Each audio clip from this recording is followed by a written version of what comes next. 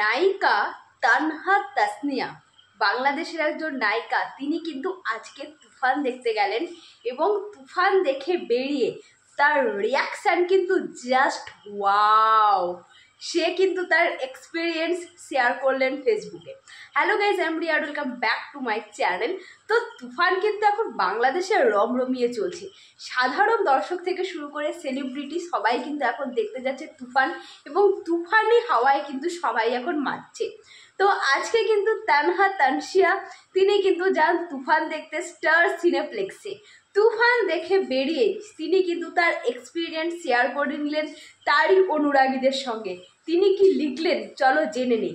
তিনি কিন্তু বেরিয়ে লিখলেন জাস্ট উড়ে গেছি বলে একটা কিন্তু ইমোজি দেয় এবং তারপরে লেখে ওয়াও।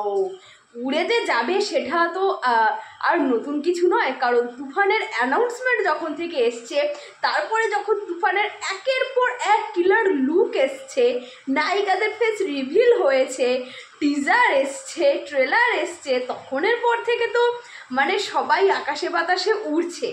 তো নতুনভাবে উড়ে যাওয়ার আর কিছুই নেই। তো নায়িকা কিন্তু আজকে স্টার সিনেপ্লেক্সে দেখতে গেলেন তুফান এবং বেরিয়ে কিন্তু তার এক্সপেরিয়েন্স শেয়ার করলেন তার ভক্ত বা তার অনুরাগীদের সঙ্গে।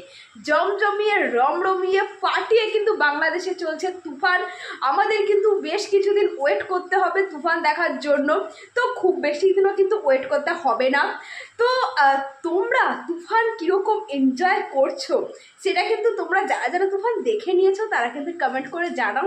আর দুষ্টু কোকিল গানটা খুব শীঘ্রই কিন্তু চলে আসছে, তার রিয়াকশনও কিন্তু আমার চ্যানেলে হবে। তো দেখা হচ্ছে পরবর্তী ভিডিওটা নতুন কোনো আপডেট নিয়ে। তোমরা সঙ্গে থেকো, পাশে থেকো, চ্যানেলে নতুন হলে চ্যানেলটাকে সাবস্ক্রাইব করে দিও। টাটা।